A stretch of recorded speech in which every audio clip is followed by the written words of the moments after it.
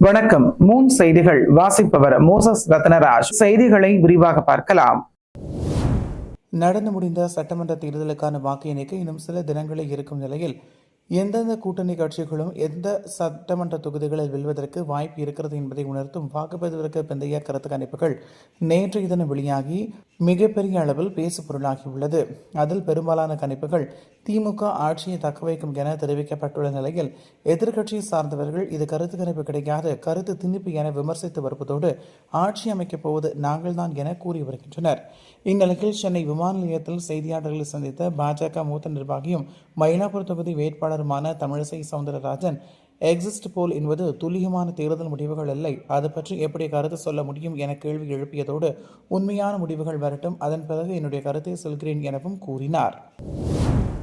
நேற்று வெளியான பெரும்பாலான எக்ஸிட் போல் முடிவுகள் திமுக மீண்டும் ஆட்சி அமைக்க வாய்ப்பிருப்பதாக தெரிவித்த நிலையில் அக்கட்சியின் தலைவரும் முதலமைச்சருமான மு.க.ஸ்டாலின் திமுக மூத்த நிர்வாகிகளுடன் இன்று ஆலோசனை நடத்தினார். அண்ணா அறிவாலயத்தில் நடைபெற்ற இந்த ஆலோசனையில் அமைச்சர்கள் துரைமுருகன், ஏவா வேலு, முத்துசாமி, பெரிய கருப்பன், சி.வி. கணேசன் மற்றும் தேர்தலில் போட்டியிட்ட திமுக வேட்பாளர்களும் பங்கேற்றனர். அப்போது திமுகவுக்கு வாய்ப்புள்ள தொகுதிகள் குறித்து நிர்வாகிகளிடம் கேட்டறிந்த முதல்வர் ஸ்டாலின், வாக்கு எண்ணிக்கை மேற்பார்வையிடும் திமுக வாக்குச்சாவடி முகவர்கள் மிகவும் கவனமாக இருக்க வேண்டும் எனவும், வாக்குகள் முழுமையாக எண்ணி முடிக்கப்படும் வரை ஒவ்வொரு நிகழ்வையும் உன்னிப்பாக கவனிக்க வேண்டும், எந்தவித குளறுபடியும் நடந்துவிடக்கூடாது, நம்முடைய பார்வையில் இருந்து எந்த ஒரு விஷயமும் தவறாமல் பார்த்துக் கொள்ள வேண்டும் என்றும் அறிவுறுத்தினார். எக்ஸிட் போல் முடிவுகள் திமுகவுக்கு மட்டுமின்றி சில நிறுவனங்களின் கருத்து கணிப்புகளில் அதிமுக மற்றும் தாவேக ஆகியவற்றுக்கு சாதகமாக வெளியாகியிருப்பது அனைத்து கட்சிகள் மத்தியிலும் தீர்க்கமான முடிவுகளை கூற முடியாத அளவுக்கு பலத்த போட்டி நிலவுவதாக அரசியல் விமர்சகர்கள் பலரும் கூறி வருகின்றனர். இந்நிலையில் தான் கருத்து திணிப்புகளை எல்லாம் முறியடித்து வெற்றி பெறுவோம் என தெரிவித்திருக்கிறது அதிமுக தலைமை. அதில் தாங்கள் இப்போதும் கருத்து கணிப்புகளை முறியடிப்போம், மேலும் எங்களுக்கு சாதகமாக வரும் கருத்து கணிப்புகளை காட்டிலும் அதிக இடங்களில் வெற்றி பெற்றுள்ளோம், எங்களுக்கு சாதகமாக வெளியாகும் கருத்து கணிப்புகளை காட்டிலும் அதிக தொகுதிகளில் வெற்றி பெற்றது அதிமுக வரலாறு படைத்துள்ளது எனவும், எனவே 2011 மற்றும் 2016 ஆண்டு தேர்தலைப் போல மிகப்பெரிய வெற்றியை வரலாற்று படைக்கப் போகின்றோம் எனவும் அதிமுக தலைமை கூறியிருப்பதாக தகவல்கள் கூறுகின்றன. கோவை நவக்கரையை சேர்ந்தவர் ராமானந்தமூர்த்தி. சாமியாரான இவர் அதே பகுதியில் 2.5 ஏக்கர் பரப்பளவில் ஸ்ரீ மலையாள தேவி துர்கா பகவதி பிராட்டியம்மன் என்ற கோவிலை கட்டி பராமரித்து வந்தார். இதனிடையே கடந்த 2024 ஆண்டு அவர் உயிரிழந்தார். அவரது உடல் கோவில் வளாகத்திலேயே புதைக்கப்பட்டுள்ளது. ஆனால் சாமியார் உயிரிழந்த தகவலை அவரது முதல் மனைவி மற்றும் குடும்பத்தினரிடம் தெரிவிக்காமல் இரண்டாவது மனைவியின் மகன் ஆனந்தகுமார் தன்னிச்சையாக புதைத்ததாக கூறப்படுகிறது. இதனிடையே சொத்துக்களை அபகரிக்கும் நோக்கில் தங்களது தாத்தா ராமானந்தமூர்த்தியை அடித்துக் கொன்று ஜீவசமாதி அடைந்ததாக ஆனந்த்குமார் நாடகமாடுவதாக சாமியாரின் முதல் மனைவி வழி பேத்திகளான கிருத்திகா மற்றும் உஷா ஆகியோர் குற்றம் சாட்டியுள்ளனர். மேலும் அவரது உடலை தோண்டி எடுத்து உடற்கூறு ஆய்வு மேற்கொள்ள வேண்டும் என வலியுறுத்தி கோவை தெற்கு கோட்டாட்சியரிடம் அவர்கள் மனு அளித்துள்ளனர். மேலும் தாத்தாவை சொத்துக்காக அடித்து கொலை செய்து உடலை எடுத்து பூஜை செய்ய இருப்பதாகவும் தகவல் கிடைத்துள்ளதாகவும், இவ்வாறு செய்தால் ஆதாரங்கள் அழிக்கப்படும், எனவே இதை தடுத்து நிறுத்துவதோடு உடலை தோண்டி எடுத்து உடற்கூறு ஆய்வு செய்ய வேண்டும் என்று மனு அளித்துள்ளதாகவும் கூறினர். நடந்து முடிந்த சட்டப்பேரவைத் தேர்தலில் தமிழக வெற்றிக் கழகமும் அதிக இடங்களில் வெற்றி பெற்று ஆட்சி அமைக்க வாய்ப்பிருப்பதாக தேர்தலுக்கு பிந்தைய கருத்து கணிப்புகள் வெளியான நிலையில் உற்சாகத்தின் உச்சத்தில் இருக்கிறார்கள் கட்சியின் தொண்டர்களும் தலைவர்களும். இந்நிலையில்தான் திருச்செந்தூர் ஷீரடி ஆன்மீக பயணங்களை முடித்துக்கொண்டு சென்னை திரும்பிய விஜய் இன்று மதியம் சென்னை கிழக்கு கடற்கரை சாலை பணியூரில் உள்ள கட்சி அலுவலகத்தில் தேர்தலில் போட்டியிட வேட்பாளர்களுடன் ஆலோசனை நடத்தினார். அப்போது மண்டல வாரியாக 25 வேட்பாளர்களாக சந்தித்த அவர் தேர்தல் முடிந்த மறுநாள் வேட்பாளர்கள் எதிர்கொண்ட சவால்களை கேட்டறிந்தார். மேலும் தேர்தல் முடிவுகள் தாவேகாவுக்கு சாதகமாகவே வர வாய்ப்புள்ளதாகவும், எனவே வாக்கு எண்ணிக்கை நடைபெறும் நாளில் மற்ற கட்சியை சேர்ந்தவர்கள் பிரச்சனை செய்ய வாய்ப்பிருப்பதால் தாவேகா வேட்பாளர்களும் பூத் நிர்வாகிகளும் மிகுந்த விழிப்புணர்வுடன் கவனமாக இருக்க வேண்டும் எனவும் அறிவுரை வழங்கியதாக கூறப்படுகிறது. முன்னதாக தேர்தலின் போது பூத் வாரியாக வாக்காளர்கள் வந்த நேரம், பதிவான வாக்கு எண்ணிக்கை குறித்த விவரங்கள் அடங்கிய படிவங்களையும் அனைத்து வேட்பாளர்களும் பூத் ஏஜென்ட்டுகளிடமிருந்து அவற்றை கட்சி தலைமை அலுவலகத்தில் விஜய் ஒப்படைக்க அறிவுறுத்தியிருந்ததும் குறிப்பிடத்தக்கது. மே 1 நாளை உலகெங்கும் உழைப்பாளர் தினம் கொண்டாடப்பட உள்ள நிலையில் அரசியல் கட்சித் தலைவர்கள் பலரும் தங்களது வாழ்த்துக்களை தெரிவித்து வருகின்றனர். தமிழ்நாடு முதலமைச்சர் மு.க.ஸ்டாலின் கூறியுள்ள வாழ்த்து செய்தியில், உழைப்பு என்பது மனித இனத்தின் வளர்ச்சிக்கு மட்டுமின்றி அதன் அரசியல் சமூக பரிணாமத்திற்கும் அடிப்படையாக காரணியாக இருக்கும் உந்து சக்தியாகும்.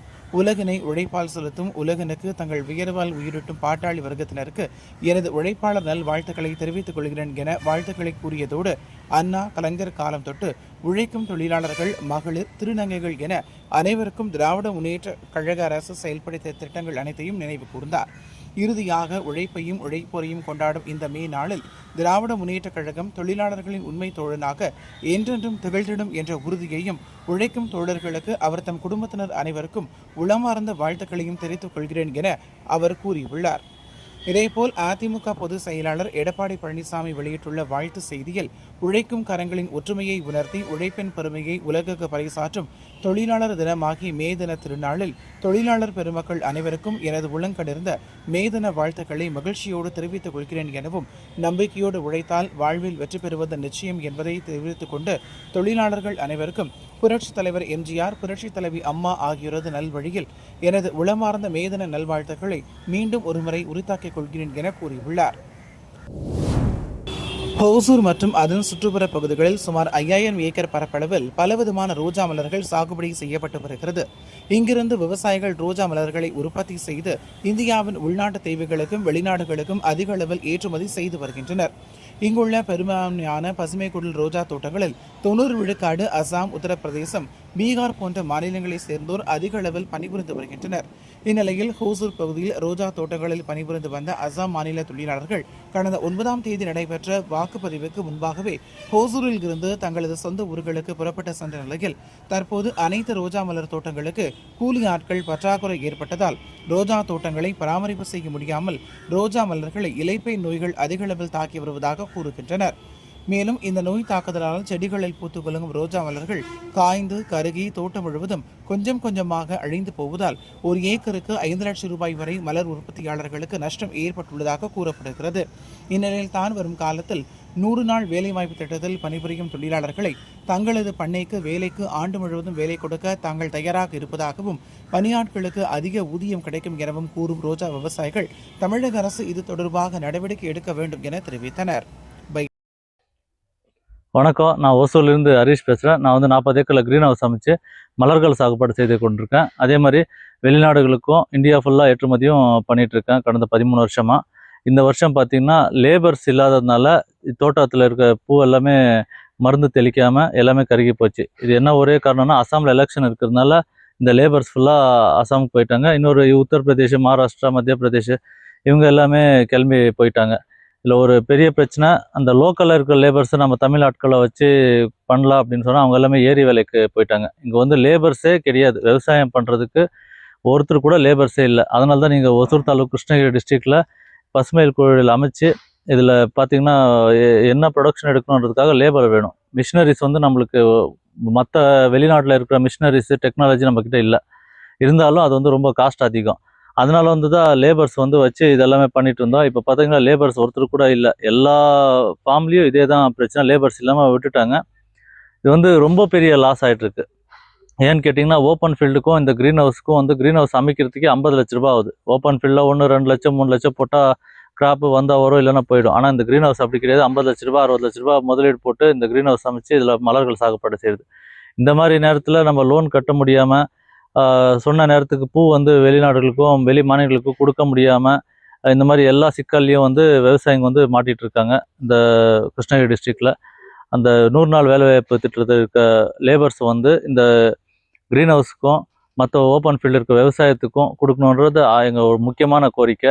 இது இப்படியே போனீங்கன்னா ஒசூர் ரோஜா நகரம் என்றாலே ஒசூர் தான், அந்த பேரே வந்து போயிடும். இந்த விவசாயத்தையே விட்டுடுவாங்க. குறைஞ்சபட்சம் இந்த கரோனா காலத்தில் கூட இந்த காப்பாற்ற முடிஞ்சது. ஆனால் இந்த நேரத்தில் வந்து காப்பாற்றவே முடியாமல் இருக்குது. விவசாயிகளுக்கு வந்து அரசாங்கம் உடனடியாக நடவடிக்கை எடுத்து எங்களுக்கு வந்து லேபர்ஸ் கொடுக்கணுன்றது எங்களோட வேண்டிக்கை. எங்களுக்கு வந்து ஸ்ப்ரே வந்து ஒரு பார்த்திங்கன்னா, நீங்கள் ஒரு வாரத்துக்கு 2 ஸ்ப்ரே 3 ஸ்ப்ரே இது மாதிரி தொடர்ந்து தெளிக்கணும். வீடிங் வந்து இருக்கவே கூடாது. இந்த களை வந்து எடுக்கலைன்னா அதுவும் பிரச்சனை. இது பார்த்திங்கன்னா, அந்த ஸ்ப்ரே பண்ணாததுனால இதுக்கு மேலேயே எவ்வளோ இலைப்பேன் இருக்கு பாருங்கள். இந்த மாதிரி எல்லா பாதிப்பும் வந்து தொடர்ந்து வரும். அதனால தான் பூ எல்லாமே கருகி போச்சு. அந்த இலைப்பேன் வந்தாலே அந்த ஃப்ளவர்ஸ் ஃபுல்லாக டேமேஜ் ஆயிரும். அது எதுக்குமே உதவாது. தங்கம் வெள்ளி விலை நிலவரம். கடந்த 2 நாட்களாக இறங்குமுகமாக இருந்த தங்கத்தின் விலை இன்று எந்த ஏற்றமோ இறக்கமோ இன்றி நேற்றைய விலையிலேயே விற்பனை செய்யப்படுகிறது. அதன்படி 22 கேரட் ஆபரண தங்கத்தின் விலை இன்று ஒரு சவரன் 1,11,200 ரூபாய்க்கும் கிராமுக்கு 13,900 ரூபாய்க்கு விற்பனை செய்யப்பட்டு வருகிறது. அதேபோல வெள்ளி விலையும் எந்த மாற்றமுமின்றி நேற்றைய விலைக்கே விற்பனை செய்யப்பட்டு வருகிறது. அதன்படி வெள்ளி 1 கிராம் 260 ரூபாய்க்கும் 1 கிலோ 2,60,60,000 ரூபாய்க்கு விற்பனை செய்யப்பட்டு வருகிறது.